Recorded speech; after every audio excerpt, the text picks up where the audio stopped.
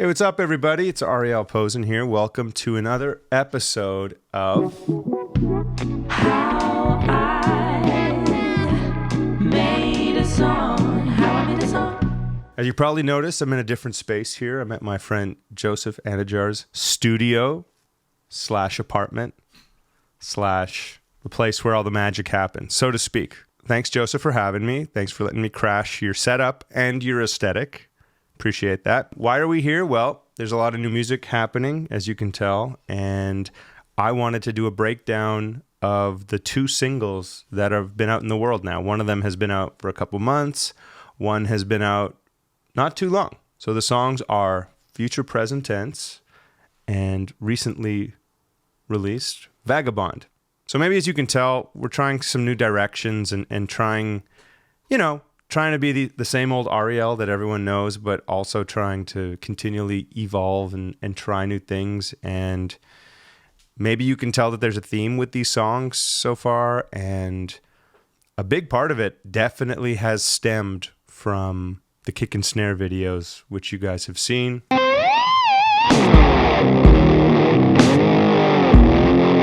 But that being said, these songs were actually written before I started doing those. So I was actually kind of just teasing little breadcrumbs for you, giving you a sneak peek, and you didn't even realize it. Either way, I'm stoked that these songs are finally out because, as you know, it's like you write songs for a year, you go into the studio when you can afford it, and then you record and then mix, and it takes forever. And then by the time you finally start putting songs out, it's been like 3 years. Hasn't been quite that long for these songs, thankfully, but as you can imagine, it's like the greatest, most satisfying feeling to start releasing them. Also, you've probably noticed that we're on tour. We're playing a lot of shows all across the US, a little bit in Canada, and we're going to be in Europe in February. If we are coming to your town and you want to see us, come on out and tell your friends. It really helps us if you get tickets in advance. Shows have been amazing so far, and I look forward to more of them. Okay. Now let's jump into it. So the first song I want to look at is Future Present Tense. And before I get started here, I'm still a Pro Tools guy, but since we're at Shea Joseph here, we're rocking on Logic today. So for all the Logic homies out there, this one's for you. So very minimalistic in terms of what we have here. You guys know, if you've seen these videos before, I'm just playing the stems. These are processed. These are final stems. You're not going to see the plugins. You're not going to see the processing. Not that it's a secret or anything like that, but you're getting the final product, and I'm just going to tell you a lot of the cool stuff that we did. So this song started, I wrote it summer of last year, 2024. I brought this idea and kind of had the chorus and the riff. Take me somewhere I've never been. Maybe wanna go back there again. I brought it to the Jasons, Jason Nix and Jason Gantt, guys that I have frequently collabed with over 6 years now. Jason Gantt has mixed How Long, Reasons Why, All the Ways, EP, and these songs as well. You can say that he is a gigantic part of my sound at this point. We can say that.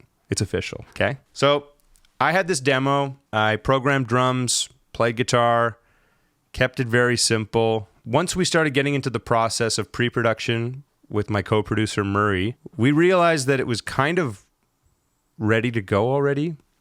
It didn't need much else in terms of like changing or adding anything. I think the simplicity was like the magic of the song. And that's a good lesson just in general. I feel like we tend to want to put as much as we can into production and songs when we're creating and recording. Oftentimes when you put too much stuff in, you run out of space, and there is no space, not only for that stuff, but there's no space for like the important stuff that you're laying down. And you need to make room for like everything to coexist in a mix with your production. And a lot of times we'll put down way more than we end up using. You know, we might take a guitar track or like a keyboard track, which you're going to see where we have the full song of it, and then we just use like 10% of what we actually have. So what is production and like what is producing? It's essentially cutting shit out of a mix. So started very simple, and we just wanted to kind of get the vibe of what the demo was. So let's jump into it and see what we got here. We have the usual team of JJ Johnson on drums, Julian Bradford on bass, Keiran Placatka on keys, and me on guitar, singing, and I actually play some bass on this too, but I'll explain why when we get to it. So let's start with the drums here.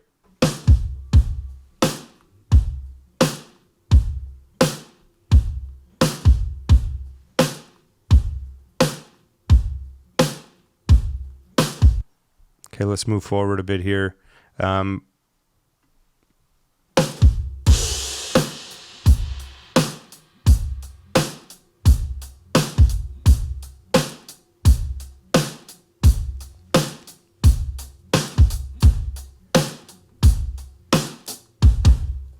So JJ, one of my faves, also has become an integral part of my sound, as this is now the third record of mine that he's on. This song, I literally programmed everything that I wanted. So every fill, which is like the most simple fill ever, but these little moments with like these fills,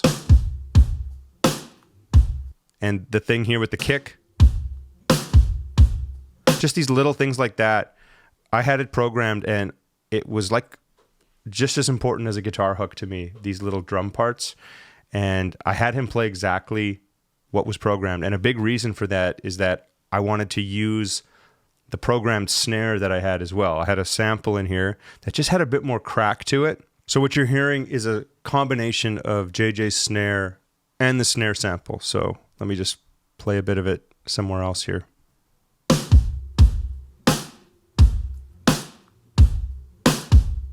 You can just hear there's like this crack and this little resonance to it, and I just couldn't unhear it, and we had to keep it in. So those are the drums. They sound great. Let's throw in some bass. We got some Julian here. And interestingly enough, let's just listen to a chorus first.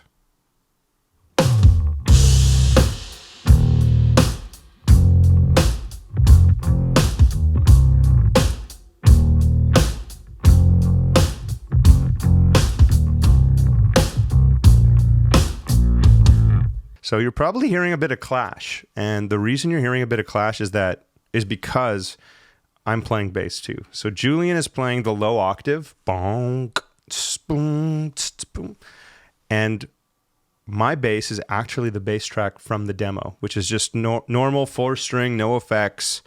Again, I think I had a little bit of demo-itis, but there was a feel thing to it. Not that Julian can't do it. Julian's one of the best bass players I know, and I couldn't even put myself in the conversation of bass, of course. But there was something to it that I just felt needed to stay in, and together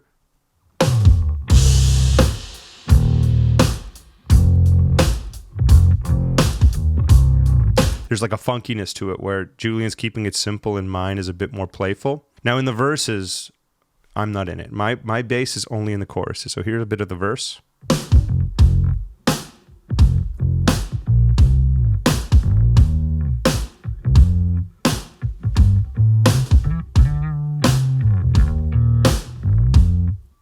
Very nice. Let's listen to the bridge here a bit.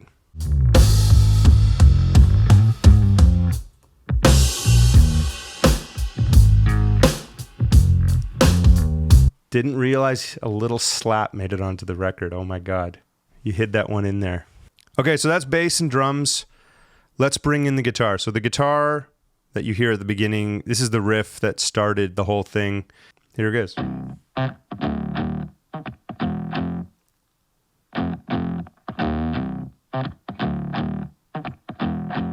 So the main guitar is my Fender, my AP Stratocaster, through a 2-rock traditional clean, and my 61 concert.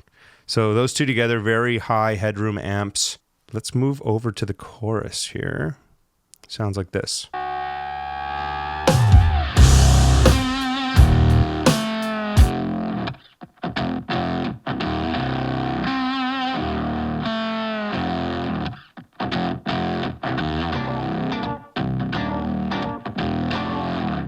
So those funky chunk things there, that's the same rig, same guitar. obviously without the fuzz and stuff. I'm on those, I believe I'm using the chroma console. It might be that cassette setting and one of the delays. Great pedal. Here's the other guitar track. Here's the doubles.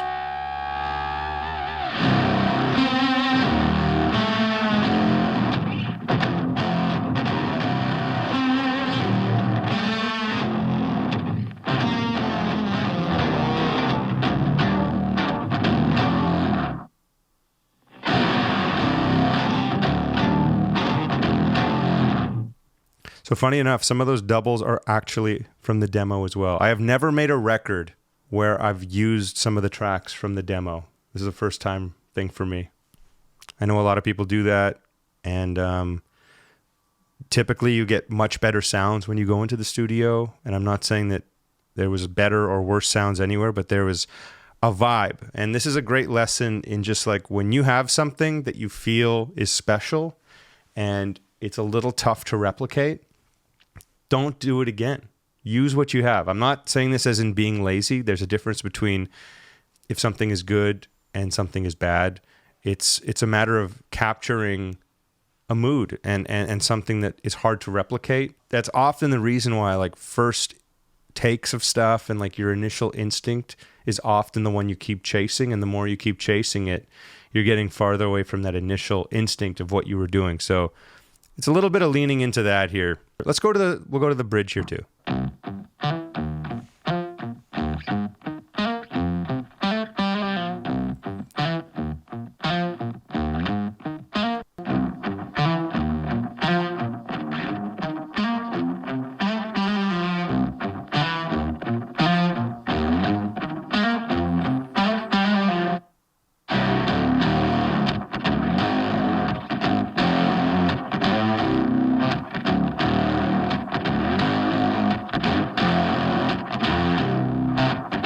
So that's the rhythm in the bridge part. If I bring in the third electric track, this is the lead. So this is my Kithara Harland that I'm playing with this Dan Drive fuzz pedal that we worked on together.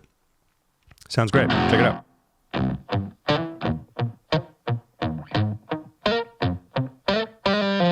Very dry, no slap or anything like that.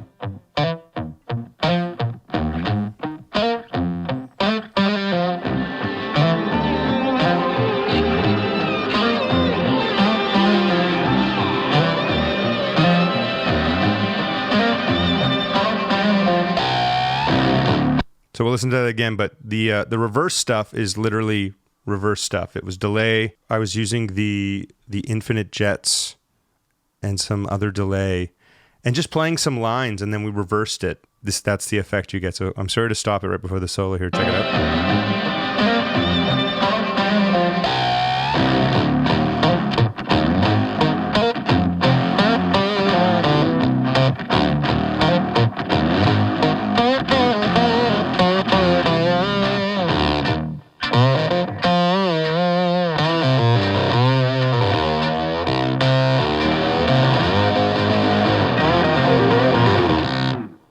You can hear the high double on that line too, kind of a little fun treat to make it pop a bit more. That's all the guitar tracks on the song. So there's not a whole lot.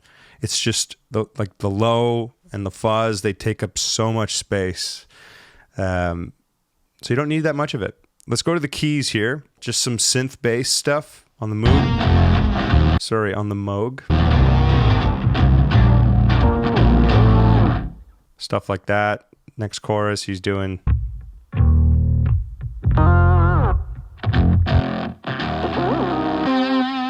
just little treats.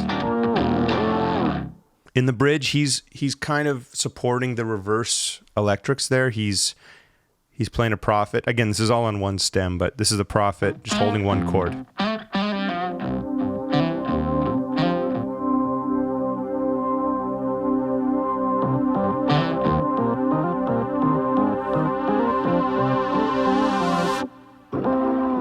So he's also playing the line at the end, just like tension builder, you know what I mean? Comes in again at the end.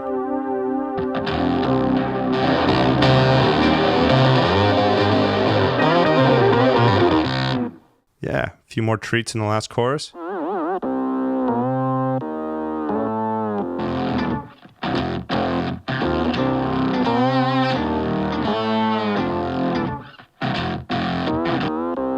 So yeah, some really nice stuff from Keiran. The lead vocal on this song in particular, and the next song I'm going to show you, it's kind of my first time really experimenting with vocals outside of using plugins. We did some practical effects. The clean vocal just sounds, like you hear it. Take me somewhere I have never been. Make me wanna go back there again and again, living in. So what we did is we ran the lead vocal through a Princeton. So we had like a dirty sound to blend in to the clean vocal. And we also, on a separate track, ran the vocal through a Leslie speaker, kind of like John Lennon vibes. Tomorrow Never Knows on Revolver. If you don't know it, check it out. And what you're hearing in the chorus is a combination of the dirt from the Princeton, the dirt and the warble from the rotary or the Leslie, and you're hearing the background vocals. So I'm going to play a bit of it without it, and then I'll bring it in. Take me somewhere I have never been. Make me wanna go back there again and again, living in future present tense. So there you can hear the Princeton and the rotary at the same time. Here it is in context more. And again, living in future present tense. And it just gives you like this, just like a dirtier vibe, which I think for this song really calls for it. We do a little pitch thing in the verse here. Only thing that matters when what Last chorus, we got go back there again. Take me somewhere I have never been. Make me. really crunchy harmonies. Again, it's really simple. There is not a lot to it. It's all about simplicity and hookiness and trying to make it memorable. Future present tense. Future present tense. Future present tense. So there you have it. Future present tense. Let's go to the next song now. Recently released. This is Vagabond. You guys know this riff from this video.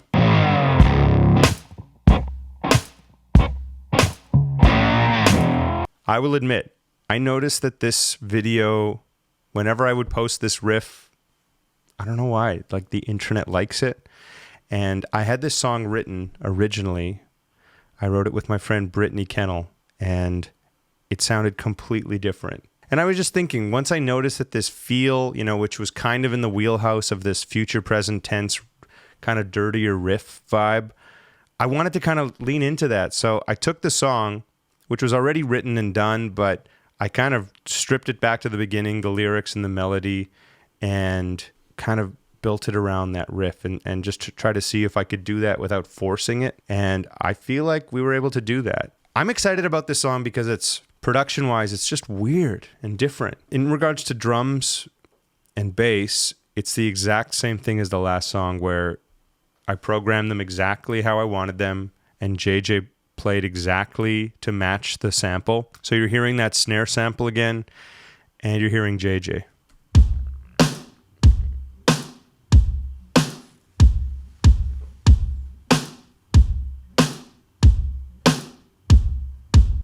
Super simple. There's a lot of just kick, snare, and hats only.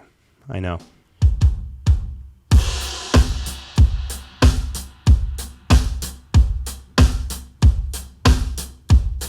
So they sound great. For the bass, we did the same thing. Julian is playing, but we left some of my bass in there as well. Why? I think it was just a similar thing where there was a vibe to it, and maybe as a not real bass player that I am, there was just a couple things sitting with the guitar that felt right. Again, it's not that it felt bad what Julian was doing, but it just felt like I wanted to do that. So we did.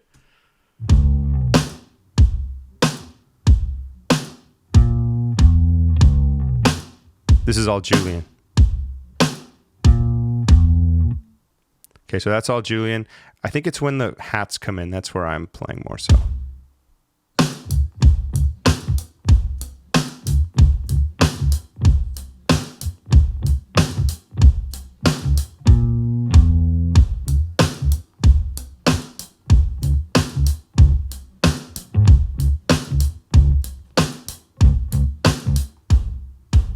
let's go to the chorus here.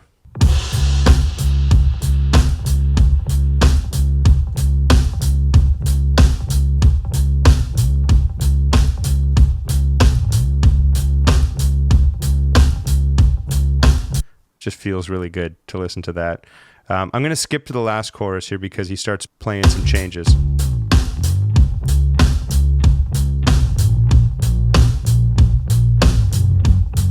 With the octave.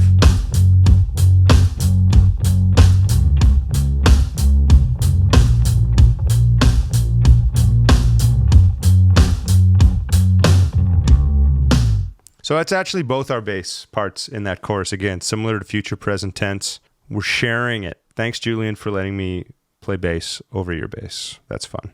Okay, so the main guitar part here is the part you guys know from the video.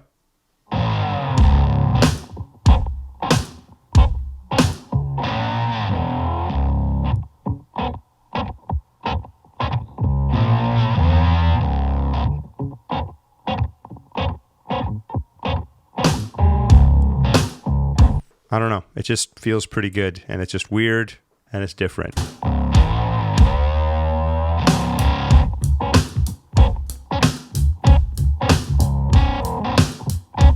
I love the weird artifacts that are happening. I believe I processed, it was the low-high or the good hertz.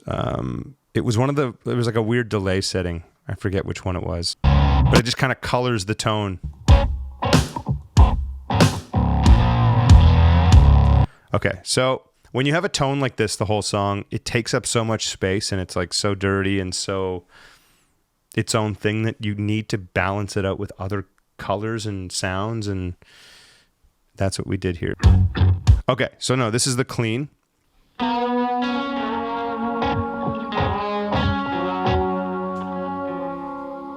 So that's a fretless, that's a Molyneux fretless made by my friend Dan, and that's the Josh Williams Mockingbird with the broadcast AP into a Magic amp.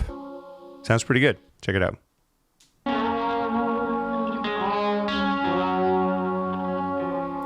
A lot of tension between those two. And then this little clean part.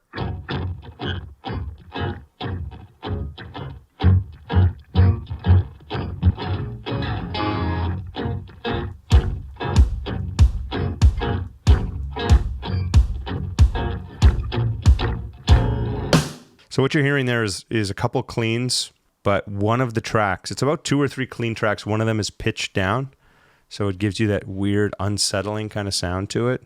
And here's that pitched down again. It's just playing off the rhythm of the main part. Check it out.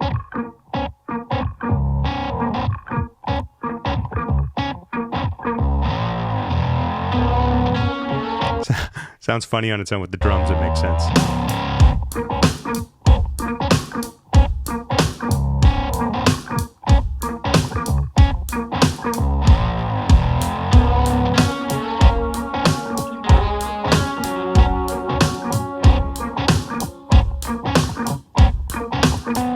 Here comes the chorus.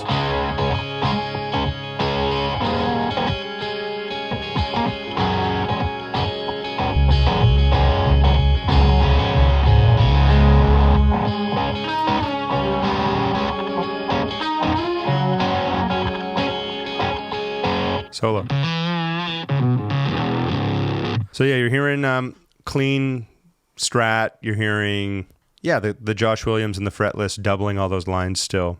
The solo is split into 2 halves. So the first half of the solo is my strat, and then the second half of the solo is the fretless and my Collings 360. So you just kind of get a different color when it happens. Check it out.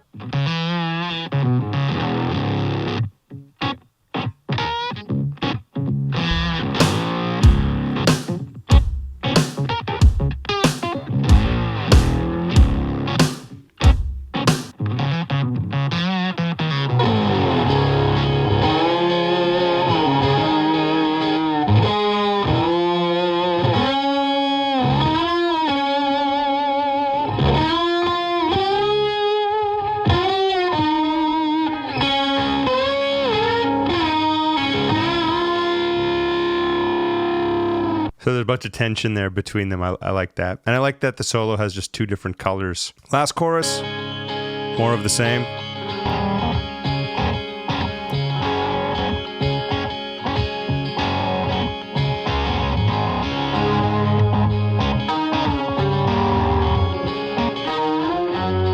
Low octave in there now.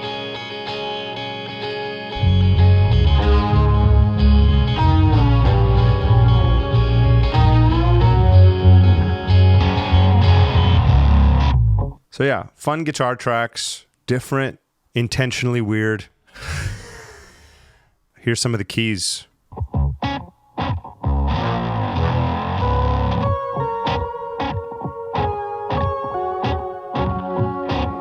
Doubling that guitar part there.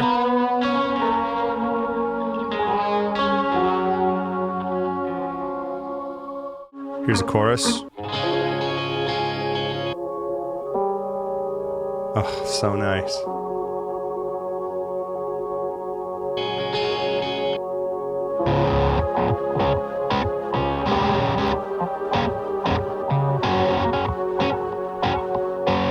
Oh, so nice, Keiran.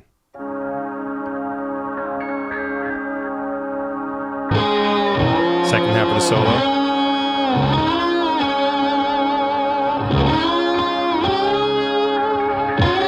Last chorus. You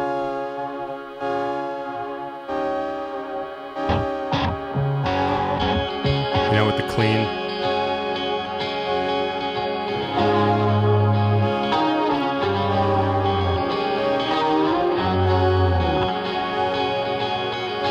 Really tasteful stuff. Total song servant. Just tasty. Always has great parts. Can't say enough good things.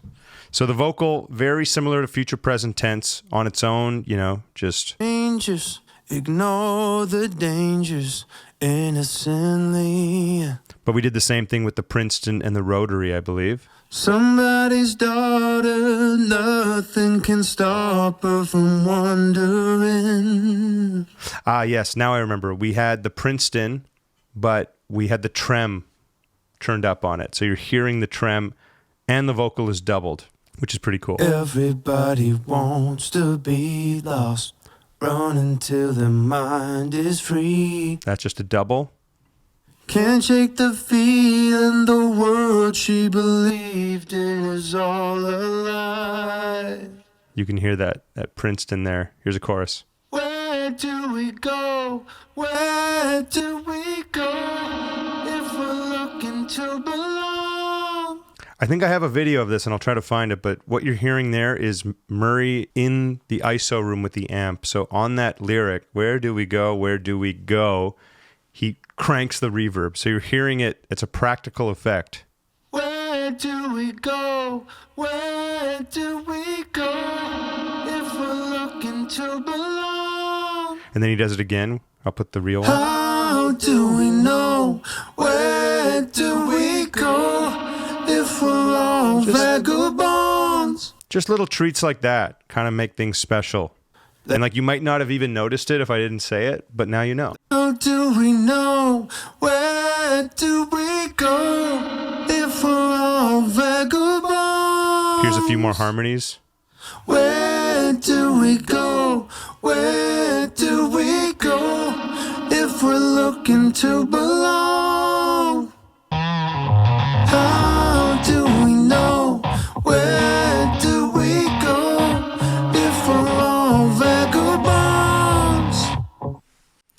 So that's it. There's a lot, but it's so incredibly simple at the same time, so it doesn't feel like there's that much. So I hope you dug that. As always, if you guys like these videos, I enjoy making them for you. So I hate to ask, but you know, like and subscribe and all that stuff. And if you like the songs, keep listening to them. And if you like listening to them, maybe you'd like listening to them in person at a show. So come and see us if we're coming to your town. Thanks again to Joseph for letting me crash his space with his amazing looking aesthetic in studio. And until the next episode, we will see you soon. Thanks again.